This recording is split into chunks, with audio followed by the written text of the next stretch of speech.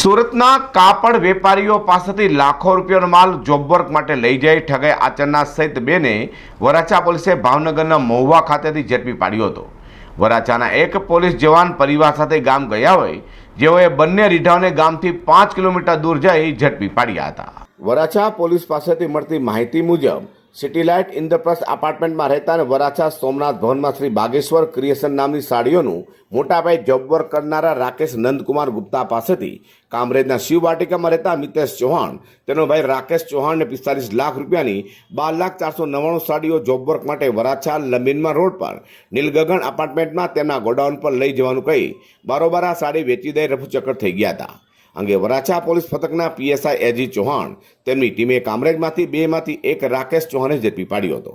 તેનો નાનો ભાઈ નિતેશ વતન ભાવનગરના તળાજાના સોભાવડ ગામે ભાગી છૂટ્યો હતો। તેની સાથે સાડીઓ સગે વગે કરનાર રિંગ રોડ વીટીઆઈ માર્કેટમાં વૈભવલક્ષ્મીના નામે કાપડની પેઢી ધરાવતા વિક્રમ ઉર્ફે વિકી કાંતિલાલ પરવાર પણ હોવાનું જણાવ્યું હતું, જેથી બંનેનું લોકેશન પણ ભાવનગરના મહુવા તાલુકાના ગુંદરણામાં બતાવતું હતું।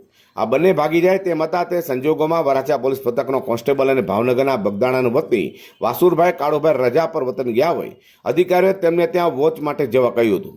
આ કોન્સ્ટેબલના ગામથી ગુંદરણા 5 થી 7 કિલોમીટર દૂર જ હોય તે સીધો અહીં પહોંચ્યો હતો અને કલાકો સુધી આ બંને પર વોચ રાખ્યા બાદ મોકો મળતા જ બંને એકલા હાથે દબોચી લીધા હતા। તો પોલીસે વિક્રમે પોતાની દુકાની ઉપર ખુલ્લામાં મૂકેલ માલ તથા ભાઠેના કામરેજ અનુપમ માર્કેટમાં વેપારીઓને વેચેલો તથા પૂર્ણાગામ બાપા સીતારામ સોસાયટીમાં જોબ વર્ક માટે આપેલી સાડીઓ સહિત 38,50,000 રૂપિયાની 10,851 નંગ સાડીઓ કબજે લીધી હતી। હાલ તો પરિવાર સાથે સામાજિક કામ માટે રજા મૂકી ગામ ભાવનગર ગયેલા કોન્સ્ટેબલ વાસુરભાઈની હિંમતે બે ઠગો મુદ્દામાલ સગવડ કરી ભાગી જાય તે પહેલા જ ઝડપાઈ ગયા છે। Bureau report G10 news.